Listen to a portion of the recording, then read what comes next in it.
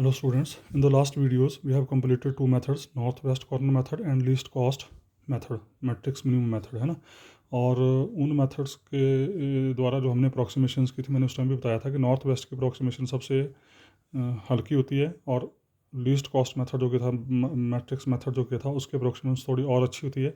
और ये जो अभी बोगलेज मेथड आ रहा है सो कॉल्ड, इसको यूनिट पेनल्टी मेथड भी बोलते हैं। इस मेथड से आपकी अप्रॉक्सीमेशन इन दोनों मेथड से ज़्यादा अच्छी होती है। तो आप कोशिश करेंगे पेपर में जब आपको यूवी मेथड के क्वेश्चन आते हैं, टीपी के क्वेश्चन आते हैं, तो उस केस में आप बोगलेज को ही प्रेफरेंस दें जब तक कि बाई नेम वहाँ पर ना दिया। अगर नहीं दिया होगा कुछ तो आप बोगलेज को ही प्रेफरेंस देंगे, इस मेथड को प्रेफरेंस देंगे, क्योंकि इससे अप्रॉक्सीमेशन ज़्यादा बेटर आती है। तो चलना कैसे इस मेथड में, इसका प्रोसीजर क्या है। प्रोसीजर है, इसको देखो मैंने यहाँ पर भी पेनल्टी शब्द यूज़ किया है और इस साइड मैंने पेनल्टी वर्ड यूज़ किया है। तो सबसे पहला काम तो आपको पता है, डिमांड और सप्लाई इन दोनों का सम जो सेम आना चाहिए। ये इट इज़ वेरी इंपॉर्टेंट। जब तक ये सम नहीं सेम होगा तब तक आप ट्रांसपोर्टेशन प्रॉब्लम सॉल्व नहीं कर पाएंगे। तो क्या करना आपने, बोगलेज मेथड क्या बोलता है कि आपने हर एक रो तथा हर एक कॉलम में दो लीस्ट एलिमेंट ढूंढने हैं और उनका डिफरेंस आपने पेनल्टीज में लिखना है। जैसे देखिए ज़रा, यहाँ पे दो छोटे एलिमेंट कौन से हैं, 40 एंड 19, तो इनका डिफरेंस आ गया 21। यहाँ पर दो छोटे एलिमेंट, इनका डिफरेंस आ गया 22। यहाँ पर दो छोटे एलिमेंट्स 50 एंड 40, डिफरेंस इज 10। उसी तरीके से 20 एंड 10, डिफरेंस इज 10। तो जो डिफरेंस आएगा उसको बोलते हैं पेनल्टी, और इसको हमने पेनल्टी में लिखना है। ठीक है जी, जो पेनल्टी लिखी इस पेनल्टी के सामने लिखना है। उसी तरीके से जैसे रो में चले वैसे आपने कॉलम में चलना है। तो जैसे कॉलम में चले वैसे रो में चलना है। तो फर्स्ट रो में क्या है, छोटे एलिमेंट्स 30 एंड 10, ठीक है, तो इनका डिफरेंस आ गया 20। ये इस पेनल्टी के नीचे लिखना रो में, सॉरी, छोटे एलिमेंट आ गए 19 और 10, तो डिफरेंस इज 9, डिफरेंस इज 9। ठीक है जी। उसी तरीके से नेक्स्ट रो में two small elements 40 and 30, difference is 10। उसी तरीके से अगले में 20 एंड 8, डिफरेंस इज 12। रिपीट कर रहा हूँ फिर से, हर एक कॉलम में तथा हर एक रो में आपने दो छोटे यूनिट ढूंढने हैं और उनका डिफरेंस जो है पेनल्टी के नीचे लिखना है। ठीक है जी। फिर आपने देखना कि कॉलम की पेनल्टीज़ और रो की जो पेनल्टीज़ आई, इसमें सबसे बड़ी पेनल्टी कौन सी है, उसको लगानी है एरो। एरो लगाने के बाद क्या करना है आपने, जिस कॉलम को या जिस रो को एरो लगेगी उस कॉलम या उस रो में आपने सबसे छोटा एलिमेंट ढूंढना है। दिया, और बाकी प्रोसीजर फिर आपका सेम जैसे पिछले मेथड्स में किया था। जैसे आपको एंट्री मिली, अब इस एंट्री को आपने डिमांड और सप्लाई में से जो लीस्ट वैल्यू होगी वो उसको अप्लाई करनी है। तो लीस्ट कौन सी है, 8, यहाँ बच गया 0। ठीक है जी, यहाँ बच गया 0, 8 मिल गया इसको पूरा, 8 इसके पास पूरा चला गया। अब डिमांड सारी खत्म होगी, तो उसका मतलब इन एंट्रीज को क्या मिल जाएगा, 0, इसको क्या मिल जाएगा, 0। ठीक है जी। तो ये 8 चला गया, तो यहाँ कितना बचेगा आपका, 10। यहाँ से 8 चला गया तो ये बचेगा हमारे पास 10। ठीक है ना, 18 यूनिट आपके सप्लाई के थे, 8 यूनिट इसके थे, तो 8 यूनिट इसको चले गए, इनको मिल गया 0 और यहाँ बच गया 10 आपका। उसका अब अगेन सेम प्रोसीजर, फिर दोबारा पहले कॉलम से, इनको बोलते हैं हम एलोकेशंस, ध्यान रखना इस चीज़ का। ये जो आप एंट्रीज लगा रहे हैं यहाँ पे इनके साथ, इनको बोलते हैं हम एलोकेशंस। फिर क्या करना आपने, फिर दोबारा से फर्स्ट कॉलम, डिफरेंस इज 21। जो कॉलम आपका पूरी तरह से यूज़ होगा उसके नीचे डैश, आगे फिर दो एलिमेंट्स का difference, this is 10, small elements का डिस्टेंस, दिस इज़ 10। ठीक है जी। उसी तरीके से फिर इस साइड 19 10, डिफरेंस इज 9, 40 एंड 60, ना 40 एंड 60, 40 और 60 का डिफरेंस इज 20। उसी तरीके से 40 एंड 20 का डिफरेंस 20। ठीक है, और फिर दोबारा से इन पेनल्टी में सबसे बड़ी है 21, तो इसको एरो लगाई। अब जो पेनल्टी आपने चूज़ की उसकी कॉलम या उसकी रो जो भी वट होगी, उसमें सबसे छोटा एलिमेंट आ गया 19। फिर दोबारा वही डिमांड और सप्लाई, इन दोनों में जो मिनिमम होगा वो इसको मिल जाएगा। ठीक है, ये बचा 0, यहाँ बच गए 2 यूनिट, और क्योंकि सारी सप्लाई इसके पास चलेगी, सारी डिमांड इसके पास चलेगी, तो बाकी को मिली 0। इनको बोलते हैं मैं एलोकेशन में बार बार बोल रहा हूँ। फिर दोबारा से रिपीट द प्रोसीजर। अब सारा कॉलम यूज़ हो चुका है, ख़त्म, डैश, यहाँ फिर डिफरेंस इज 10, यहाँ फिर difference is 10। Now now we have the entries 50 and 10, तो डिफरेंस इज 40। यहाँ पर 40 एंड 60, तो डिफरेंस इज 20। यहाँ पर 70 एंड 20, तो डिफरेंस इज 50। ठीक है, तो 50 आ गया डिफरेंस। अब 50 आपकी एंट्री बड़ी है, बड़ी पेनल्टी है, तो इसका आपने ये रो चूज़ की, इस रो को चूज़ की, तो उसमें सबसे छोटा एलिमेंट इज़ 20, सबसे छोटा एलिमेंट आ गया 20। ठीक है जी। फिर दोबारा वही सेम, ये है आपकी डिमांड, ये है सप्लाई, तो आपका चलेगा, सप्लाई मिल जाएगी सारी इसको, तो यहाँ बचा 0, ये मिल गया 10 इसको, यहाँ बचा आपका 4। अब क्योंकि सारी सप्लाई चलेगी तो इसको मिलेगा 0। ठीक है जी, फिर दोबारा से डैश डैश, इन दोनों का difference is 50 minus 40 is 10, 60 minus 10 is 50। ठीक है जी, और इन दोनों का डिफरेंस आ गया 40, और यहाँ पर आ गया 60 माइनस 40 इज़ 20, और ये रो आपकी पूरी यूज़ हो चुकी थी, इसकी जगह डैश। और फिर दोबारा से जो पेनल्टीज आई, इसमें सबसे बड़ी पेनल्टी आई आपकी 50, तो सबसे बड़ी पेनल्टी 50, तो उसका मतलब इसका सबसे छोटा एलिमेंट आ गया 10। ठीक है जी, फिर दोबारा अब यहाँ पर डिमांड है 4 यूनिट, यहाँ सप्लाई है 2 यूनिट्स की, तो ये छोटा ये चला गया, इसको ये चलेगी सप्लाई सारी, तो यहाँ कितना बच गया 2। ठीक है, अब सप्लाई सारी चलेगी तो इसको क्या मिलेगा 0। ठीक है जी, अब सिर्फ 2 एंट्री बची, आप पेनल्टी निकालने की ज़रूरत है नहीं, क्योंकि 2 का डिफरेंस हो ही रहेगा। तो आपने जब लास्ट में 2 एंट्रीज बचेंगी तो उसमें क्या करना, जो सबसे छोटी एंट्री होगी उसको चूज़ करना आपने। सबसे एंट्रीज 40। ठीक है, 40, यहाँ पर कितनी है, क्या बोलते हैं, ये डिमांड 7 यूनिट है, सप्लाई 9 यूनिट की है, तो डिमांड सारी की सारी चलेगी इसके पास। यहाँ कितना बचा 2 यूनिट। अब देखो, मैंने बार बार बोला, पिछले मेथड्स में भी बोला था, लास्ट की एंट्री जो बचेगी उसमें डिमांड और सप्लाई सेम आएंगे हमेशा, तो सेम आ गए। यहाँ आ गया 2, इसका बच गया 0, इसका बच गया 0। ठीक है, तो अब क्या करना आपने, मिनिमम कॉस्ट कैसे निकालेंगे बताया आपको। मिनिमम कॉस्ट क्या बन जाएगी, जो नॉन जीरो एंट्रीज है, 19 इंटू 5 प्लस 10 इंटू 2 प्लस उसके बाद फिर 40 इंटू 7 प्लस फिर उसका 60 इंटू 2 फिर प्लस 8 इंटू 8 प्लस 20 इंटू 10, इन सबको मल्टीप्लाई करके ऐड कर दो, और ऐड करके जो भी कॉस्ट आएगी, this cost is 779, so this is answer. ठीक है, मैं फिर रिपीट कर रहा हूँ, यहाँ पर ये जो एंट्रीज आई हैं इनको बोलते हैं हम एलोकेशंस। का खास ध्यान रखना, मैं बार बार बोल रहा हूँ क्योंकि एलोकेशन वर्ड हम आगे यूज़ करेंगे, तो इनको बोलते हैं एलोकेशंस, और ये जो एंट्रीज हैं ये हैं कॉस्ट वैल्यूज़। ठीक है, तो दिस इज़ बोगलेस मेथड। इसी तरीके से मैं एक और क्वेश्चन करा देता हूँ ताकि आपको थोड़ा क्लियर हो जाए। और ये नेक्स्ट क्वेश्चन की तरफ चलते हैं। सो this is your next question, again same entries, वैसे जैसे क्वेश्चन की एंट्रीज हमको लिखा, डिमांड लिखी, सप्लाई लिखी, इस साइड पेनल्टी, इस साइड पेनल्टी, इस साइड पेनल्टी आएगी कॉलम्स की, इस साइड पेनल्टी आएगी रोज की। ठीक है जी, तो सेम प्रोसीजर चलते हैं।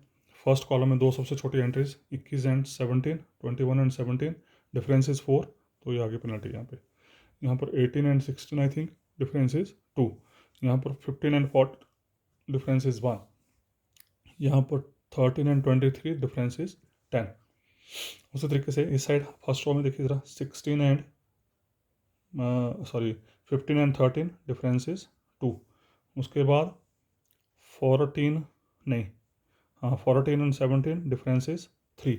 आगे 18 एंड 32 नहीं, 18 एंड 27, तो डिफरेंस इज 18 एंड छोटी एंट्रीज कौन सी, 18 एंड 27, तो डिफरेंस इज 9।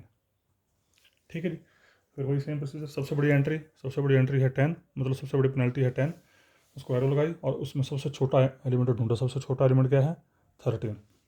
अब यहाँ पर क्या है 15 एंड 11, सप्लाई है 11 यूनिट, डिमांड है 15 यूनिट, तो सप्लाई कर दी ख़त्म, ये आ गया 0, यहाँ पर आ गया 11, और इसके पास बचा 4।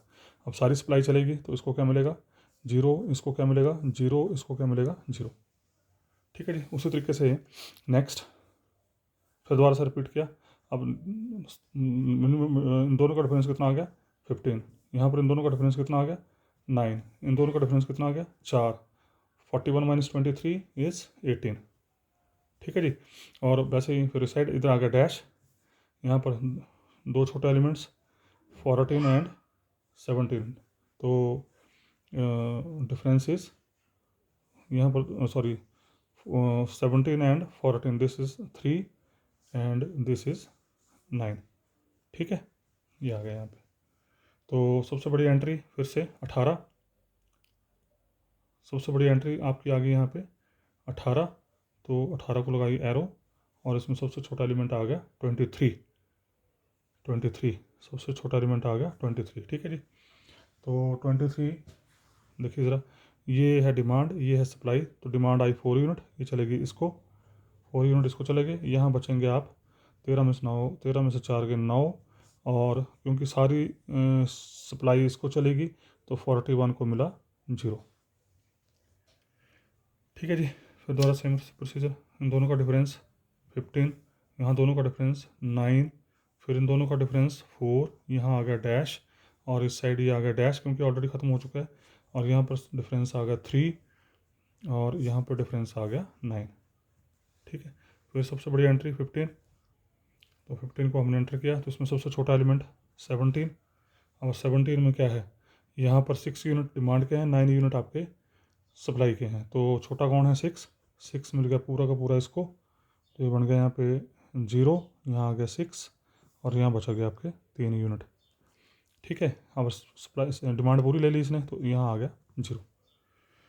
ओके, ये हो गया डैश, यहाँ फिर से 9, यहाँ 18 माइनस 4 4, यहाँ पर हो गया ये डैश, 18 माइनस 14 इज़ 4, और 27 माइनस 18 इज़ 9। ठीक है। अब देखो ज़रा, इधर भी 9 है, इधर भी 9 है। अब आपकी इच्छा है, चाहे इस 9 को चूज़ कर लो रैंडमली, चाहे इसको चूज़ कर लो, आपके ऊपर है। तो जैसे मैं इसको उठा रहा हूँ, इट इज़ अपॉन यू, आप ये भी ले सकते हैं, ऐसा कुछ नहीं है। जब सेम पेनल्टीज़ होंगी तो दोनों में से रैंडमली जो मर्जी उठा लो। तो फिर दोबारा इसको उठाया मैंने, तो यहाँ पर आ गया छोटा आ गया 18, तो ये 3 यूनिट थे यहाँ पे, 3 यूनिट इसको मिल गए, यहाँ बचा 0, 3 यूनिट इसको चले गए। ठीक है। सारी सप्लाई चलेगी तो उसको मिल गया 0, और 3 यहाँ से चले गए तो यहाँ बच गए 7। ठीक है जी। अब सिर्फ 2 एंट्री बची हैं, मैंने बोला था लास्ट में जब 2 एंट्री बचेंगी तो ज़रूरत नहीं पेनल्टी निकालने की, आप लीस्ट वैल्यू उठाएँ। ये 18 उठाया मैंने, और इसकी डिमांड है 12 यूनिट, सप्लाई है 19, तो 12 सारा का सारा उठ के इसके पास चला गया, यहाँ बचे 7 यूनिट। आप देखो ज़रा, लास्ट एंट्री के लिए अपने आप ही डिमांड और सप्लाई सेम आएंगे यहाँ पे, तो इसके पास आ गया 7, यहाँ बचा 0, यहाँ बचा 0। मैं फिर रिपीट कर रहा हूँ, ये जो एंट्रीज आ रही हैं कॉस्ट वैल्यूज़ के साथ, इनको बोलते हैं हम एलोकेशंस। ठीक है। और फिर वही सेम चीज़ कि जो नॉन जीरो एंट्रीज बची, 13 into 11 plus 17 into 6 plus 18 into 3 plus 23 into 4 plus 27 into 7 plus 18 into 2, इनको सॉल्व करके कैलकुलेट करो, and that gives the minimum cost. ठीक है जी। आई थिंक मिनिमम कॉस्ट आ रही है 9796। सो दिस इज़ योर बॉगले मेथड। अब बाकी क्वेश्चन जो बचे हैं वो आप प्रैक्टिस करेंगे इसके बॉगलेस मेथड के, आपके पास पीडीएफ्स पड़ी हुई हैं, तो आप इसको ट्राई करें। और उसके बाद आता है फिर आगे हमारा ये मेन टारगेट जो है नेक्स्ट मेथड से पहले ये कुछ एक डेफिनेशंस हैं। पहले आया लूप्स इन ट्रांसपोर्टेशन प्रॉब्लम। अब ये थोड़ी यहाँ मैं ज़्यादा तो इसके बारे में एक्सप्लेन नहीं कर पाऊँगा, पर जब हम न्यूमेरिकल करेंगे तो आपको ये सारी चीज़ें बड़े आराम से क्लियर हो जाएंगी। तो अभी देखते हैं बारी बारी से। इन द ट्रांसपोर्टेशन टेबल, जो भी आपको टेबल दे रखा होगा, जैसे ये टेबल दे रखा है आपको, ये जो भी टेबल दे रखा होगा, इस ट्रांसपोर्टेशन टेबल में क्या बोल रहा है ये, in the transportation table N ordered set of 4 or more cells is said to form loop. Loop means closed path if number 1। मैं थोड़ा सा वैसे आइडिया देता हूँ आपको, जैसे ये मैट्रिक्स आपको दे रखा हो, प्रॉब्लम दे रखी है ये वाली। ठीक है। तो आपको क्या बोल रहा है, ये सेल्स हैं, इनको बोलते हैं हम सेल्स। जैसे मैंने मैट्रिक्स फॉर्म में बना के ये 1 first cell, second cell, third cell, fourth cell, ये दूसरा नेक्स्ट सेल, नेक्स्ट रो के सेल, नेक्स्ट रो के सेल हैं, इनको बोलते हैं हम सेल्स, जिसमें आपकी ये एंट्रीज पड़ी हुई हैं। ठीक है। तो बोलता है कि ये सेल्स जो हैं वो क्लोज लूप बनाएंगे अगर, पहली condition, any 2 adjacent cells, adjacent क्या होता है, पड़ोसी, साथ साथ वाले, any 2 adjacent cells, if any 2 adjacent cells in ordered set lies either in same row और इन सेम कॉलम, मतलब या तो वो सेम कॉलम में होनी चाहिए या सेम रो में होनी चाहिए सेल, तभी आप उसकी लूप बना पाएंगे। ठीक है। दूसरी condition, any 3 or more adjacent cell in the ordered set do not lie in the same row or in the same column। कहने का मतलब ये हुआ कि अगर आपने पहले और तीसरे सेल को जोड़ना है तो दूसरे को आपको बाईपास करना पड़ेगा। बाईपास कैसे करेंगे, जब न्यूमेरिकल करेंगे तो बताऊंगा मैं। मतलब आप एट ए टाइम किसी भी कॉलम या किसी रो में सिर्फ और सिर्फ 2 ही सेल जोड़ सकते हैं, चाहे वो एडजेसेंट जोड़ लो, चाहे वो आप पहला और चौथा जोड़ना तो दूसरे और तीसरे को बाईपास करना पड़ेगा, फिर चौथा जुड़ेगा। उसी तरीके से रो में अगर आपने मान लो पहला और चौथा जोड़ना है तो दूसरे और तीसरे को बाईपास करके फिर चौथे को जोड़ेंगे आप। ठीक है। तो किसी भी रो या किसी भी कॉलम में सिर्फ और सिर्फ 2 ही सेल आपके आपस में जुड़ेंगे। और तीसरी condition, the first cell of the set is consider to follow the last one in the set. मतलब कि जैसे आपने फर्स्ट सेल से स्टार्ट किया कार्रवाई करना, तो फर्स्ट को मान लो आपने सेकंड से जोड़ना तो सेकंड फर्स्ट को फॉलो करेगा, अगर मान लो फर्स्ट को थर्ड से जोड़ना है तो थर्ड जो है वो सेकंड को बाईपास करके फर्स्ट को फॉलो करेगा, एंड उसी तरीके से कॉलम्स में। So these are the three conditions to make a closed path और क्लोज्ड लूप। उसका फिजिबल सोल्यूशन, ये आपको पता है फिजिबल सोल्यूशन क्या होते हैं। अब ट्रांसपोर्टेशन में वेरिएबल्स कौन है, एक्स आई जे बता चुका हूँ पहले आपको मैं, i varies from 1 to m, j varies from 1 to n।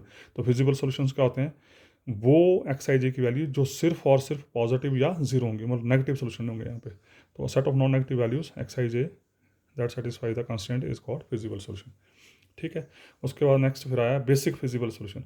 तो बेसिक भी आपको पता है, बेसिक वेरिएबल्स की वजह से जो सोल्यूशन आते हैं। अ feasible solution that contain not more than, अब यहाँ पर कुछ और तरीके से बोला इसने, not more than m plus n-1 allocations is called basic feasible solution. अब मैं एलोकेशन वर्ड बार बार यूज़ कर रहा था बोगलिस मेथड में। m क्या है, नंबर ऑफ रोज, n क्या है, नंबर ऑफ कॉलम्स, उनको जमा करो और एक घटा दो, और एक घटाने के बाद ये जो एलोकेशंस आ रही हैं नॉन जीरो एलोकेशंस, कौन कौन सी, ये नॉन जीरो एलोकेशन, यहाँ जीरो वाली भी हैं।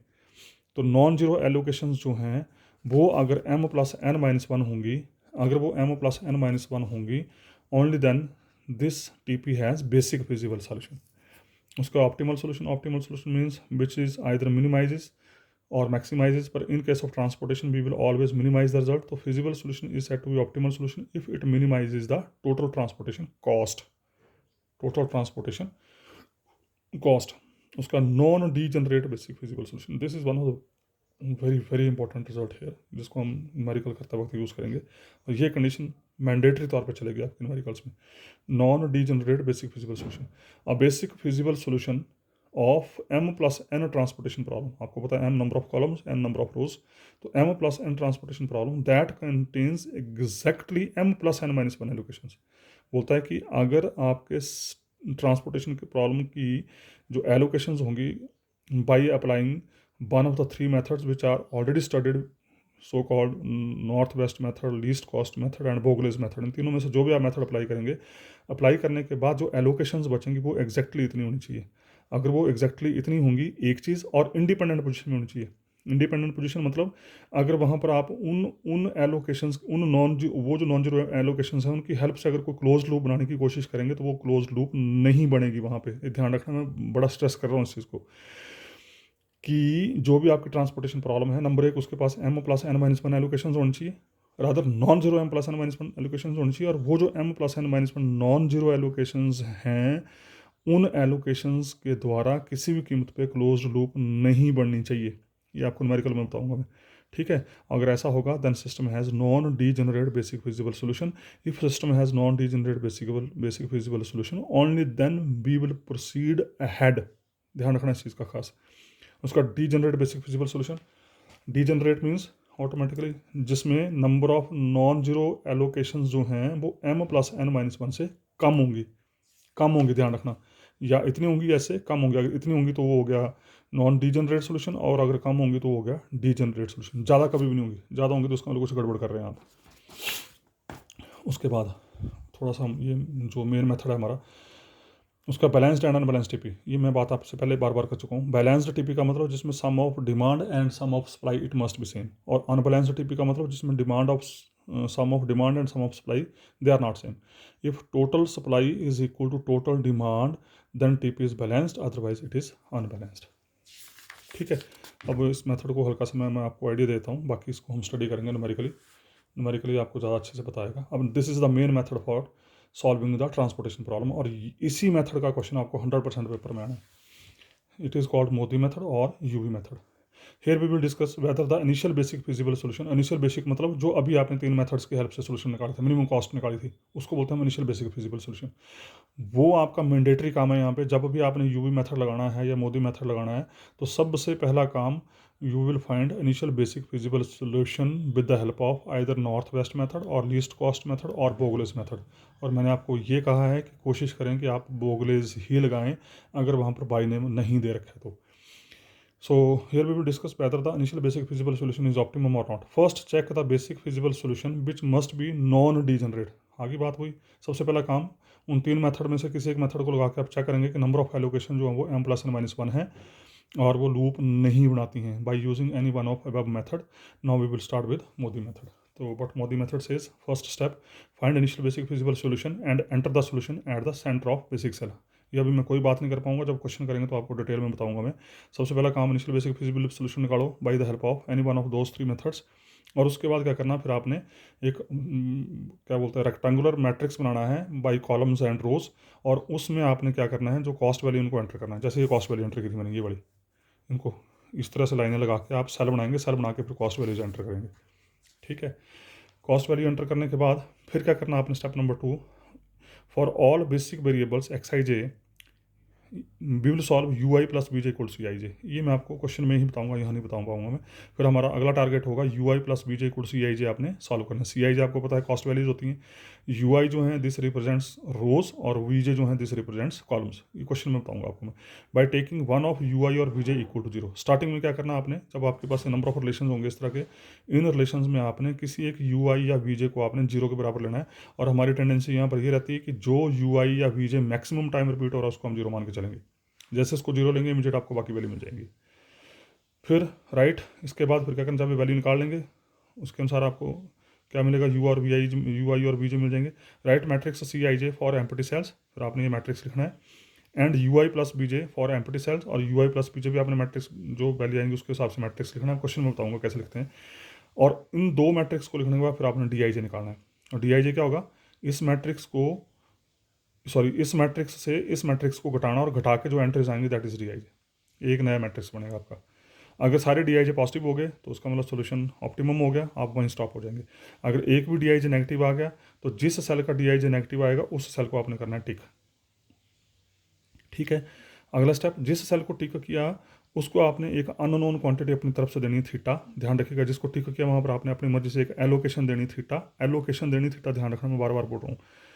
And put all the values of basic cells, और थीटा एलोकेशन देकर फिर आपने वो कॉस्ट वैल्यूज जो थी ओरिजिनल वो एज इट इज़ दोबारा से लिखनी है। The amount theta is added and subtracted from cells of loop. जब आप ये थीटा ऐड करेंगे तो आपको वहाँ पर ग्रंटेड एक लूप बनना शुरू हो जाएगी, ये पक्का बनेगी लूप है। ठीक है, जब आप स्टार्ट करेंगे क्वेश्चन को उस केस में लूप नहीं बनेगी एलोकेशंस के द्वारा, लेकिन जब ये थीटा ऐड करेंगे तो आपकी लूप ग्रंटेड बनेगी। ठीक है, तो वो लिखा है put all values of basic cell, the amount theta is added and subtracted from cells of loop. जो जो सेल्स लूप बनाते जाएंगे उसमें थीटा को हम कॉरस्पॉन्डिंगली ऐड सब्ट्रैक्ट ऐसे करते जाएंगे। In such a manner that abilities and requirements remain satisfied. मतलब ये इस तरीके से चलता जाएगा कि जो हमारी डिमांड और सप्लाई उसको फर्क नहीं पड़ेगा। फिर क्या करना है, जो आपको जब लूप बनेंगे तो उस लूप के अंदर ए माइनस थीटा टाइप की एंट्रीज नजर आएंगी, तो उसमें से आपने ए माइनस थीटा टाइप की वो एंट्रीज चूज करनी है जिसका ए सबसे छोटा है और उसको 0 के बराबर ले लेना है। वेर ए इज लिस्ट 0 के बराबर लेके इमीडिएट आपको थीटा की वैल्यू मिल जाएगी। बस थीटा की वैल्यू मिलेगी, उस थीटा की वैल्यू को वापस आप वहाँ डालेंगे ऊपर, और डालने के बाद फिर नए सिरे से आपका एक सिस्टम बन जाएगा। ठीक है, और जब नए सिरे से सिस्टम बन जाएगा तो आप दोबारा से फिर नए सिरे से स्टार्ट हो जाएंगे स्टेप नंबर 2 से, और तब तक इस प्रोसेस को कंटिन्यू रखेंगे जब तक कि आपके सारे डी आई जे पॉजिटिव ना आ जाए। और जैसे डी आई जे पॉजिटिव आए, stop the question and find the answer. So this is Modi method, और इस मेथड की हेल्प से हम न्यूमेरिकल जो करेंगे वो करेंगे अब नेक्स्ट वीडियो में। So thank you very much, और नेक्स्ट वीडियो में फिर आपको मिलते हैं न्यूमेरिकल्स के साथ। Okay, thank you.